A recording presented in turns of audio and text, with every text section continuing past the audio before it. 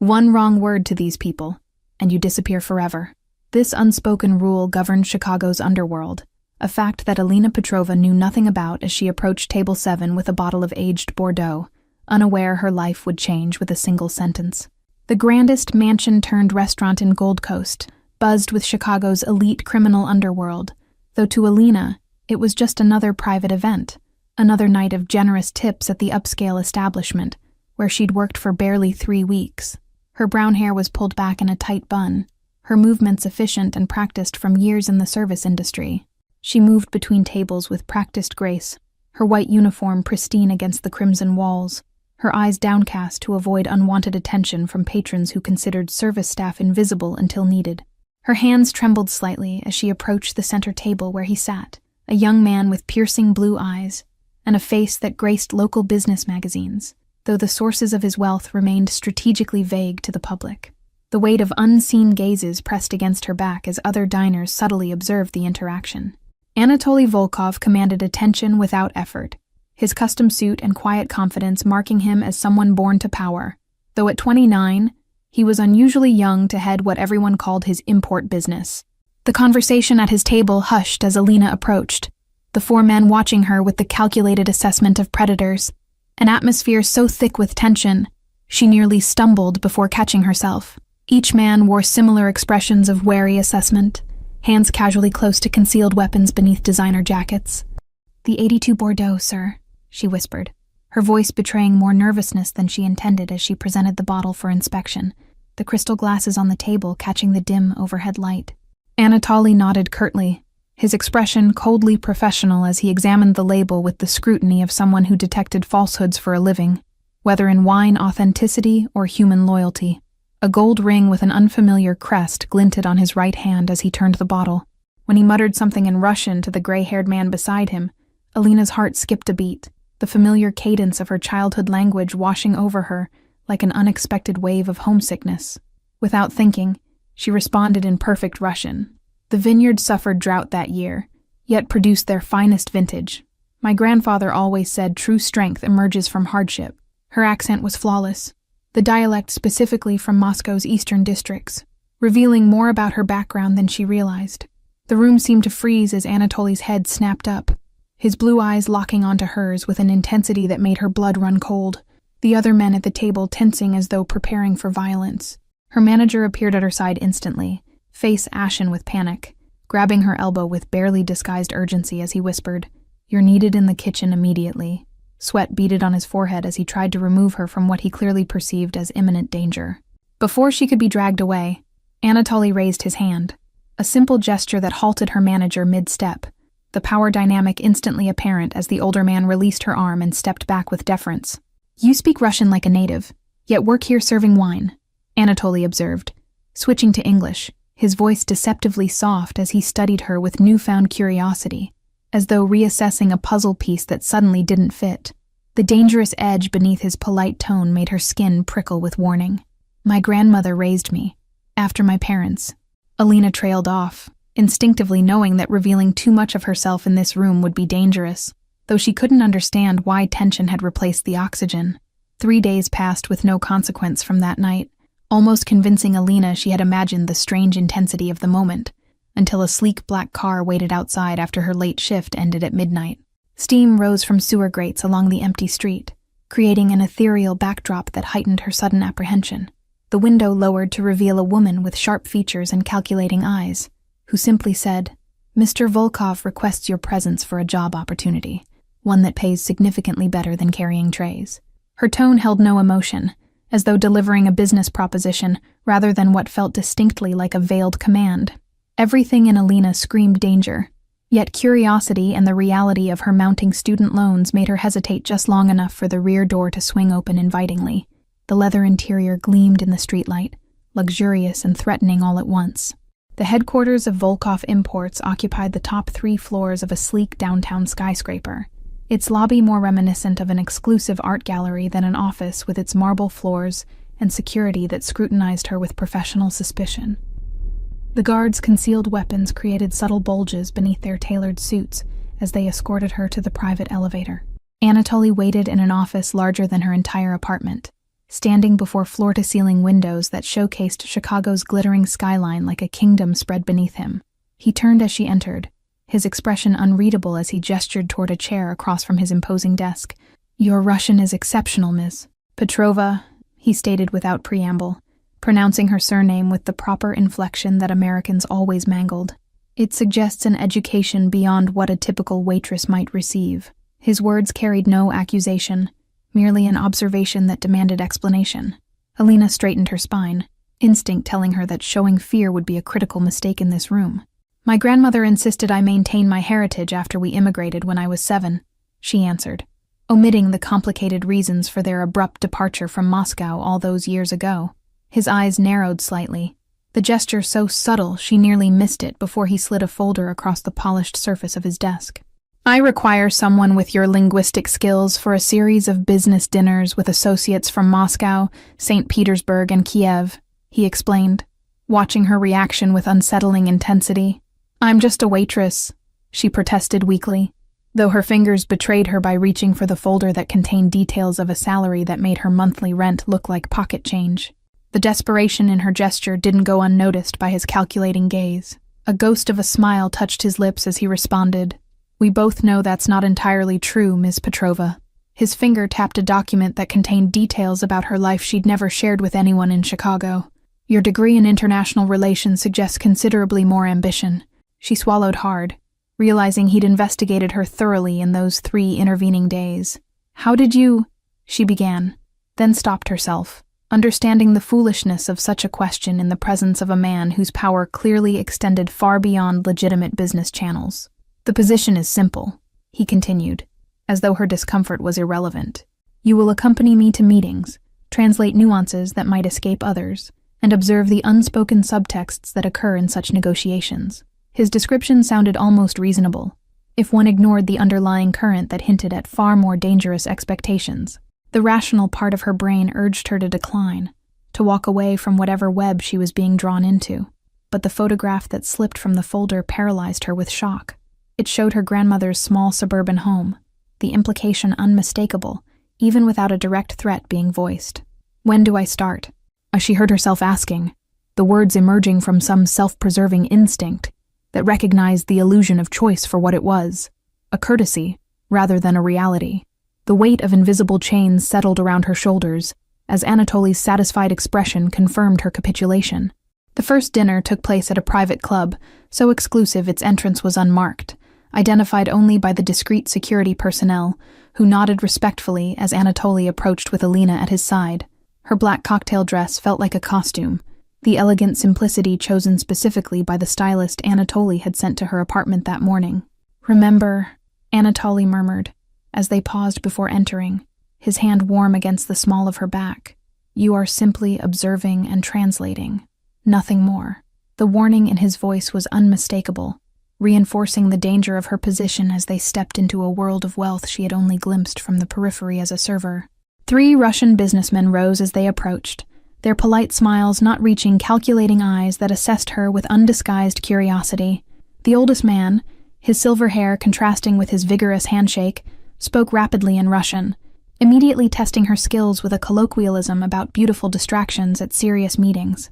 Before Anatoly could respond, Alina replied with perfect diction, using an old Moscow proverb about beauty that conceals sharp minds, causing the older man's eyebrows to lift in surprise before he barked out an appreciative laugh. The subtle shift in the room's atmosphere was immediate, tension easing slightly as she established herself as more than decorative. Dinner proceeded with deceptive pleasantness, fine wines and excellent food accompanying discussions that seemed innocuous, until Alina caught the double meanings concealed in seemingly ordinary business terminology. References to shipping routes and import challenges clearly masked conversations about territorial control and enforcement. As the evening progressed, she noticed how the men increasingly directed their comments toward her rather than Anatoly, a development that created a muscle tic along his jawline, despite his outwardly relaxed demeanor. His possessive hand returned to her back, fingers pressing slightly harder than necessary as a subtle warning. The atmosphere changed abruptly when the oldest Russian mentioned a family name she recognized from her childhood, Baranov, causing both Anatoly and the other men to glance sharply in her direction. Her heart pounded as she maintained a neutral expression, though the name conjured memories of whispered warnings from her grandmother years ago. The Baranovs have been making inquiries about certain historical artifacts they believe belong to them.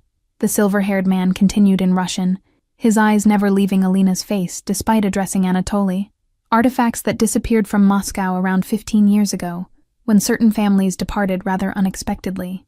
Anatoly's hand tightened against her back, his response deliberately casual, though Alina felt the tension vibrating through him. "The past should remain buried, Nikolai," he replied in Russian, "especially when the present offers more profitable opportunities for all of us." Later, as they rode in silence back to her apartment, Alina gathered her courage to ask the question that had burned in her mind throughout the evening. "Who are you really? And what do the Baranovs have to do with my family?" Her voice remained steady despite the fear coiling in her stomach. Anatoly studied her for a long moment, the passing streetlights casting alternating patterns of light and shadow across his aristocratic features. "Your grandmother never told you why you left Russia so suddenly?" he finally asked, watching her reaction with disturbing intensity. "Or why she chose Chicago specifically?" The implications of his question sent ice through her veins as pieces of her fragmented childhood began shifting into new patterns. "My grandmother said we came for better opportunities, like all immigrants," she answered, the rehearsed explanation sounding hollow even to her own ears. His laugh held no humor as he replied, "Your grandmother, Irina Petrova, was keeper of the Baranov family's most valuable possession, their financial ledger, documenting decades of transactions both legitimate and otherwise."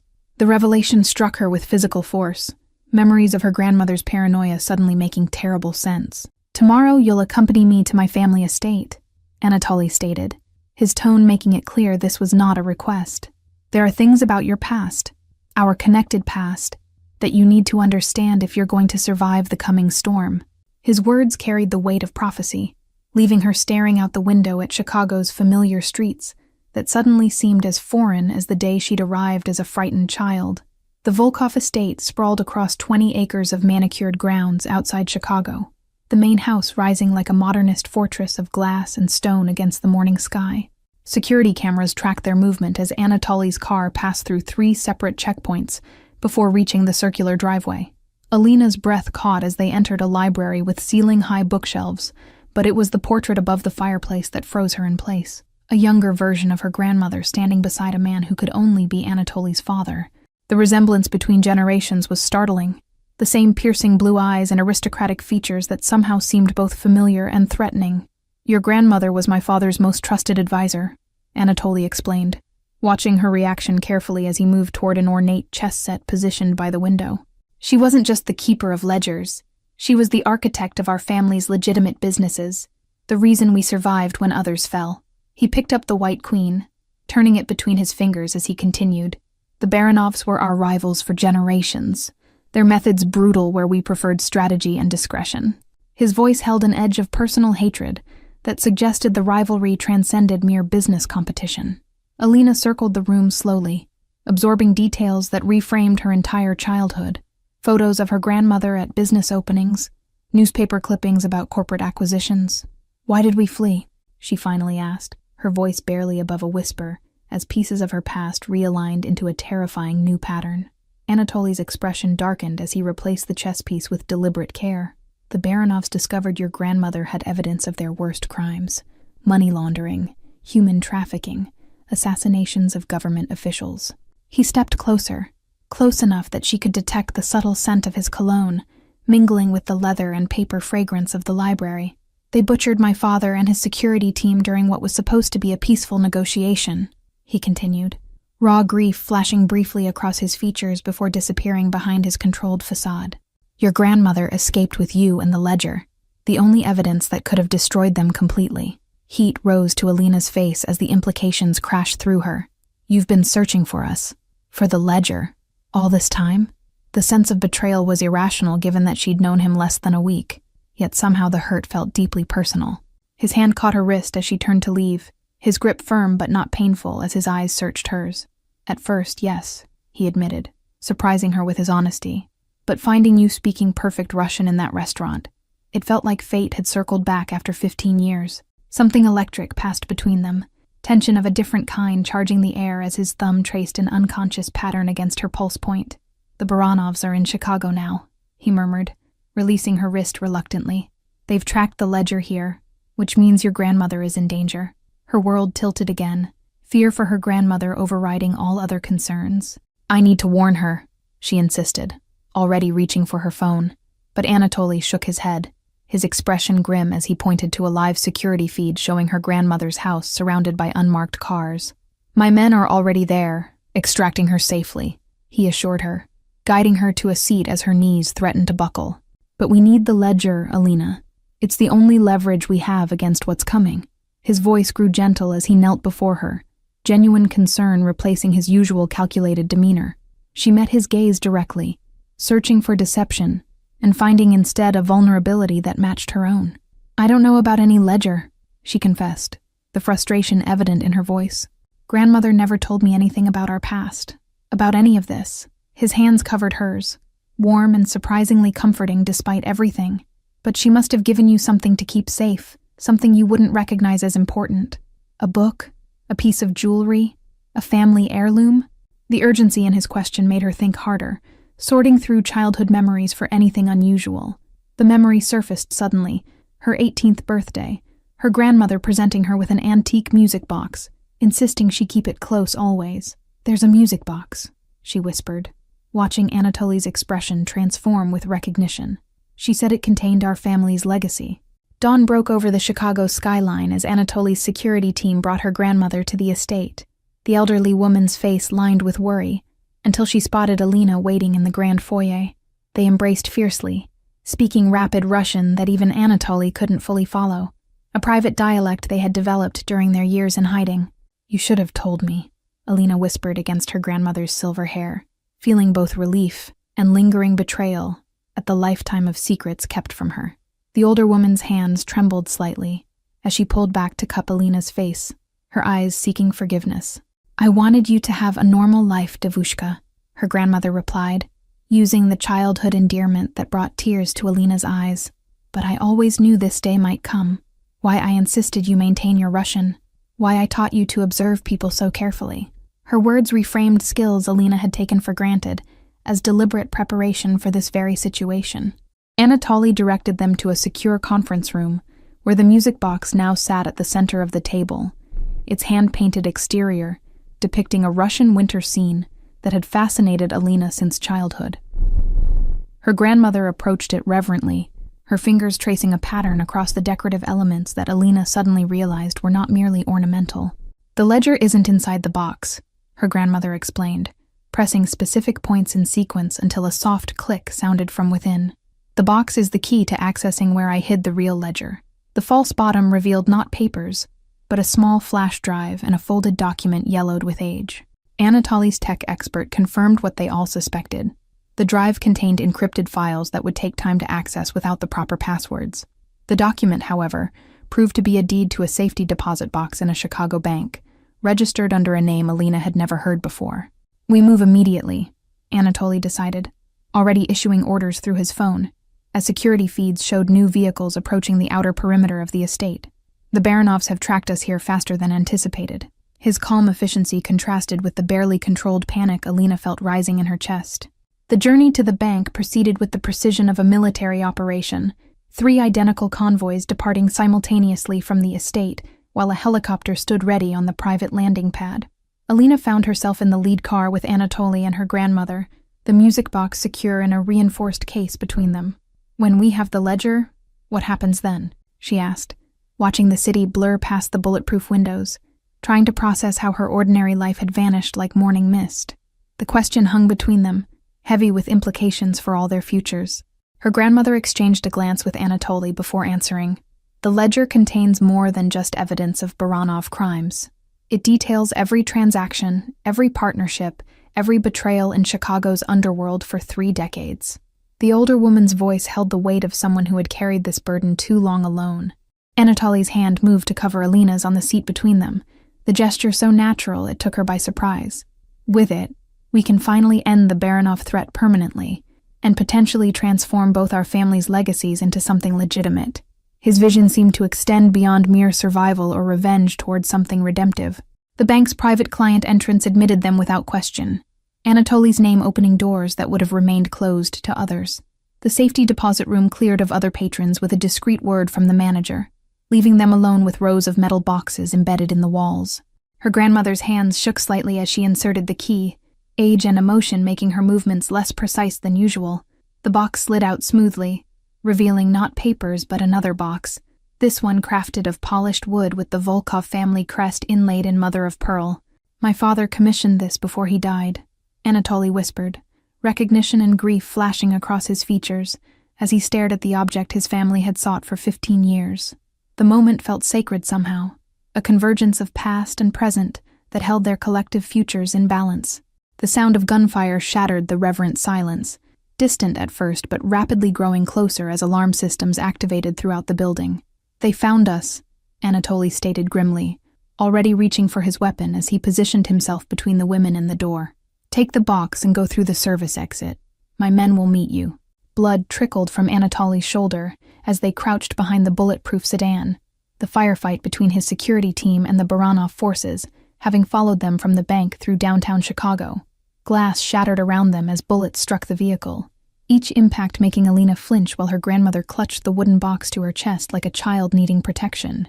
"We can't stay here," Anatoly grunted, pain evident in his voice despite his efforts to conceal it as he checked the ammunition in his handgun. "Police response time in this district is under 3 minutes. Neither of our families can afford that kind of attention." His normally immaculate suit was torn and bloodied, yet he maintained the commanding presence that had intimidated her just days ago. Alina tore strips from her silk blouse to create a makeshift bandage for his wound, her fingers steady despite the chaos surrounding them. "There's a service entrance through that alley," she suggested, her waitressing experience suddenly providing unexpected value as she recalled the back routes between restaurants in this neighborhood. Her grandmother nodded approval as she reached into her purse to remove a small silver key that gleamed in the sunlight filtering through the smoke. "This opens my friend Ivanov's bakery 2 blocks east. We can reach it through the delivery tunnels that connect these old buildings." The older woman's resourcefulness reminded Alina that she came from a long line of survivors. They moved in staggered formation, Anatoly's injured body still somehow providing cover for the women as they navigated the narrow passage between buildings. The sounds of sirens grew louder, approaching from multiple directions as Chicago's finest responded to reports of gunfire in the financial district. The bakery's back room smelled of fresh bread and cinnamon, the normalcy of it creating a surreal contrast to the danger pursuing them. Ivanov, a barrel-chested man with a shock of white hair, asked no questions as he led them to a concealed room behind his walk-in freezer, a relic from Prohibition days when the building had housed a speakeasy. "We have perhaps 20 minutes before they track us here," Anatoly estimated, checking his phone for updates from his scattered security team. "We need to open the box now." The urgency in his voice matched the adrenaline coursing through Alina's veins, making her heart race with both fear and something else she wasn't ready to examine. Her grandmother's arthritic fingers struggled with the intricate lock mechanism until Alina gently took over, following the older woman's whispered instructions to press specific points in sequence. The box opened with a soft click to reveal not the expected documents, but a single sheet of paper containing a series of numbers and letters. "Coordinates and access codes," her grandmother explained, her voice steady despite her obvious exhaustion. "The actual ledger is digital now, stored on servers located at multiple sites, accessible only with these credentials." The revelation of such foresight impressed even Anatoly, whose expression shifted from pain to calculated assessment. He moved closer to examine the code, his body heat radiating against Alina's side as they bent over the paper together. "This changes everything," he murmured, fingers lightly tracing the characters as though confirming their reality. "With remote access, we can negotiate from any position of safety." A crash from the front of the bakery shattered their moment of hope, followed by Ivanov's voice rising in protest, before being silenced by what could only be a blow. "They found us," Alina whispered unnecessarily, fear clawing at her throat as she realized they were trapped in this concrete room with no other exits. Anatoly's expression hardened as he positioned himself between the women and the freezer door, his injured state doing nothing to diminish the predatory focus that transformed his features.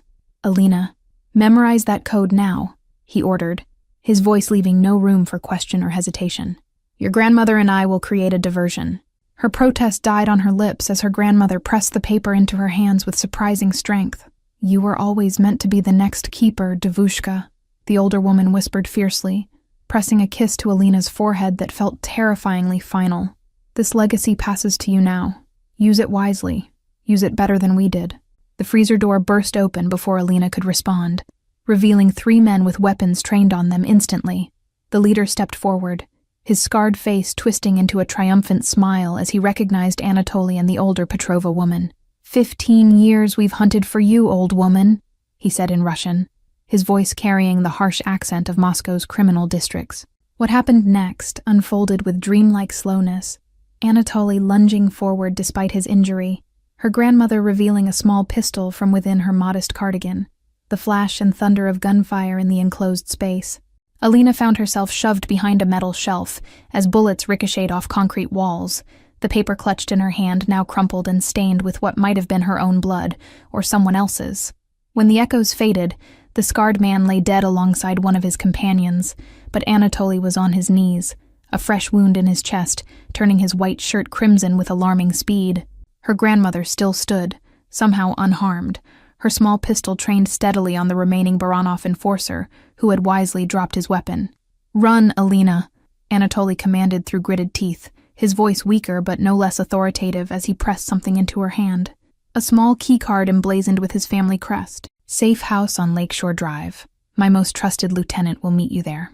The resignation in his eyes told her he didn't expect to follow. Her grandmother's voice followed Alina as she ran through the narrow back hallways of Chicago's oldest district, the ancient service corridors connecting buildings that predated Prohibition. Blood stained her hands, whether Anatoly's or someone else's. She couldn't tell in the dim emergency lighting. The keycard felt impossibly heavy in her pocket, a tangible reminder of promises made in desperation, as gunfire continued to echo behind her. Each intersection forced a split-second decision, her instincts guiding her through the labyrinth while mentally reciting the code. Chicago's afternoon rain had started, making the fire escape slick as she emerged into an alley 3 blocks from the bakery, the sounds of police sirens growing louder from multiple directions. The address Anatoly had whispered seemed impossibly far. Lakeshore Drive might as well have been another country. 2 college students sheltering from the rain under a coffee shop awning barely glanced at her as she approached, her waitressing skills surfacing as she manufactured a smile and casual tone. "Phone died. Could I possibly borrow yours for one quick call?" The Uber driver asked no questions about her disheveled appearance, simply nodding when she gave an address 3 blocks from the actual safe house location. Her grandmother's training echoed in her mind. Never go directly to your destination. Always watch for followers. Lakeshore Drive gleamed with wealth, the luxury high-rises overlooking Lake Michigan housing Chicago's elite, a world Alina had served but never belonged to until now. The doorman at the building didn't look twice at her as she swiped Anatoly's keycard. The penthouse suite revealed itself as an unexpected sanctuary, minimalist elegance in whites and blues reflecting the lake beyond floor-to-ceiling windows. A man in his 50s stood from a leather chair as she entered, his military bearing unmistakable, despite the expensive suit. "Ms. Petrova, I'm Pavel, Anatoly's security chief," he explained, gesturing toward a bedroom where clean clothes awaited. "You have 20 minutes to shower and change before we move again." His efficiency communicated more than his words. Time was precious now. Fresh clothes and the brief shower couldn't wash away the memory of Anatoly's blood or her grandmother's fierce determination as they'd created the diversion allowing her escape. The designer dress and coat waiting for her seemed surreal, preparations made for contingencies. "Your grandmother is secure at our secondary location," Pavel informed her as she emerged, handing her a secure phone with a single programmed number. "Anatoly is alive but in critical condition. He managed to eliminate the remaining Baranov men before extraction." Relief flooded through her, quickly followed by renewed determination as she clutched the phone like a lifeline. The code. "I need to access the ledger now before the Baranov organization regroups." The sequence of numbers and letters remained burned in her memory. Pavel's expression shifted subtly as he assessed her with newfound respect.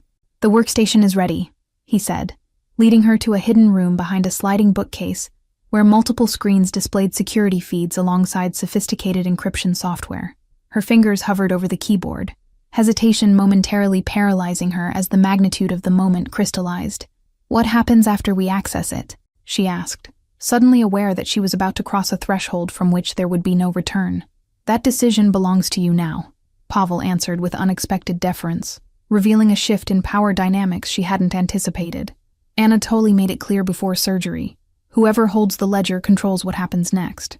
Alina entered the sequence with steady hands, each character bringing her closer to the truth that had shaped her life from shadows. The screen flashed momentarily before filling with data, transaction records, account numbers, and territorial agreements spanning decades of Chicago's criminal landscape. 3 weeks passed in a blur of security briefings, clandestine hospital visits, and endless analysis of the ledger's contents as Alina stepped into a role she'd never imagined for herself. Anatoly's recovery progressed slowly in the private medical facility, his occasional lucidity providing crucial guidance. The Baranov organization had gone suspiciously quiet following the death of their Chicago lieutenants, a strategic retreat that Pavel warned was merely preparation for a more significant counterattack. Intelligence reports indicated their leader, Dmitry Baranov himself, had flown in from Moscow. "He blames your grandmother for his father's imprisonment 15 years ago," Pavel explained during their morning security briefing, sliding photos across the conference table of a sharp-featured man in his 60s arriving at a private airstrip outside the city. Her grandmother's health had deteriorated under the strain, though her mind remained razor-sharp as she helped Alina understand the complex web of relationships documented in the ledger. "Your parents would be proud," the older woman whispered, during a rare moment of vulnerability. Anatoly's first coherent conversation from his hospital bed changed everything, his voice weak, but his eyes burning with intensity as he grasped her hand. "We need to end this cycle, Alina," he insisted, struggling to sit up despite his injuries.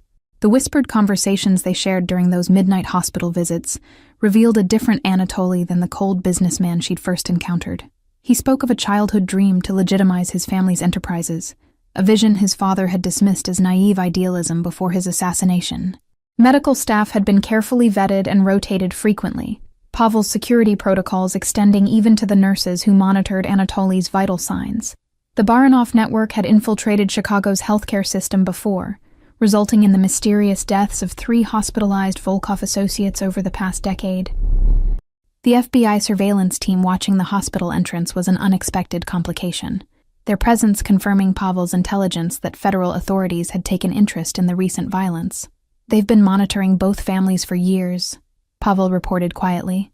Alina's economics degree suddenly proved valuable as she worked through nights analyzing the legitimate businesses intertwined with criminal enterprises, identifying pathways to separate one from the other.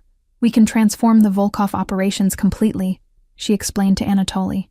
The Baranov ultimatum arrived via an old-world messenger, a young boy delivering a sealed envelope to the front desk of Volkov Imports, with instructions to place it directly in Alina's hands. The message inside was simple: a meeting at neutral territory, the Chicago Botanical Gardens. "It's a trap," Pavel stated flatly when she showed him the invitation, his security team already running scenarios for extraction if she insisted on attending. "Dmitry Baranov doesn't negotiate. He eliminates threats and leaves no witnesses." Anatoly surprised them all by supporting her decision to accept, his voice stronger as his recovery progressed.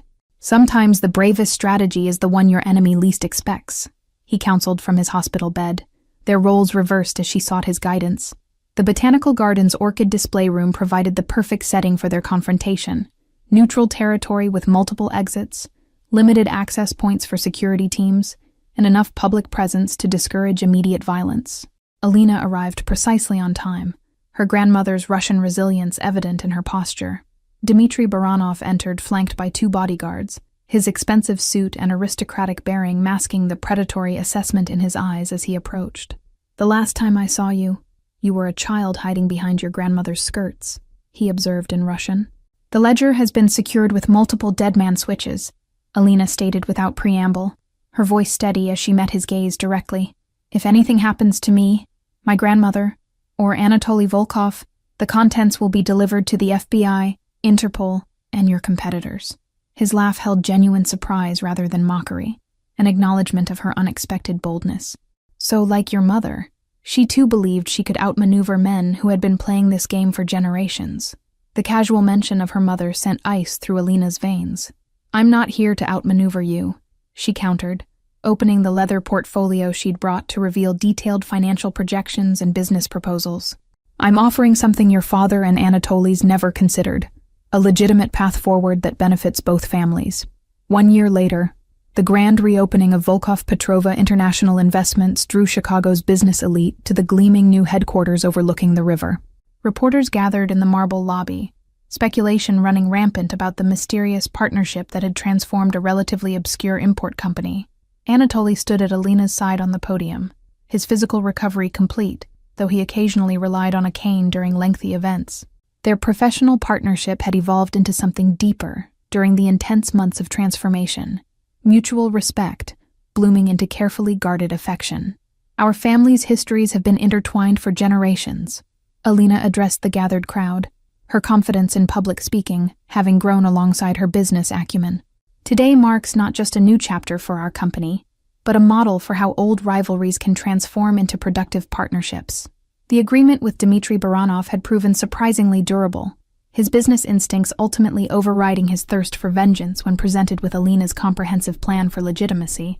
Revenge is satisfying, but profitability is sustainable, he had acknowledged during their fourth negotiation session. Federal authorities maintained discreet surveillance, their suspicions unable to penetrate the meticulously legal restructuring overseen by the country's top financial and legal teams. The transformation from criminal enterprises to legitimate businesses had been executed with surgical precision. Her grandmother watched from the front row, pride evident in her eyes as she witnessed the culmination of sacrifices spanning 3 generations. The elderly woman had finally begun sharing stories of Alina's parents, their brilliance, their principles, and their dreams for a different future. Behind the scenes, the transition had required delicate negotiations with political figures whose campaigns had received questionable donations for decades. Alina had leveraged the ledger's contents not for blackmail, but to forge accountability agreements that benefited Chicago's underserved neighborhoods. The architectural design of their headquarters itself symbolized the transformation. The building preserved the historic facade of a century-old bank, while incorporating cutting-edge sustainable technology inside. Like their business model, it honored tradition, while embracing a forward-looking vision. The emerald pendant at Alina's throat caught the morning light, casting verdant reflections across the podium as she continued her address. The jewelry had been Anatoly's gift, delivered the night before with a handwritten note explaining its significance, a Volkov family heirloom. True strength emerges from hardship, she concluded, deliberately echoing the Russian proverb she had quoted that first night as a waitress, making Anatoly smile at the callback to their unexpected beginning. And true wisdom comes from transforming conflict into cooperation. Later, as champagne flowed and business cards exchanged hands in the reception hall, Alina found a moment of quiet on the balcony overlooking the Chicago skyline. The city sprawled before her, no longer divided into invisible territories, but unified in her new understanding. Anatoly joined her silently, his presence now a comfort, rather than a threat as he stood beside her at the railing. "Your parents would be proud," he said softly, echoing her grandmother's words from months earlier. "You've accomplished what they died trying to achieve." "Sometimes the most important revolutions happen quietly," she replied, watching the afternoon sun glint off distant Lake Michigan. No gunfire, no headlines, just the steady transformation of systems from within. The philosophy had become their shared vision, guiding decisions. Pavel approached discreetly, maintaining his protective vigilance despite the celebration. "Mr. Baranov has arrived with his delegation," he informed them, his tone neutral, though his eyes conveyed caution. "They're waiting in the private conference room as arranged." Anatoly's hand found hers momentarily, a brief connection conveying strength, before they returned to their separate roles in the carefully choreographed dance of new alliances. "Ready?" he asked, offering his arm with formal courtesy that concealed deeper currents. "I was ready the moment I served you that bottle of Bordeaux," she answered with unexpected lightness. The memory of their first meeting transformed from threatening to foundational in the narrative they were creating together, though I had no idea where it would lead. The shy waitress who had accidentally stumbled into a world of power and danger had disappeared, replaced by a woman who navigated both with natural authority. Her Russian heritage, once hidden as a childhood memory, now served as the bridge between competing interests. Thank you to everyone for following this story. If you enjoyed it, please write in the comments where you're watching from. And don't forget to like, subscribe, and share this video, as your support is crucial for me to continue creating content for you.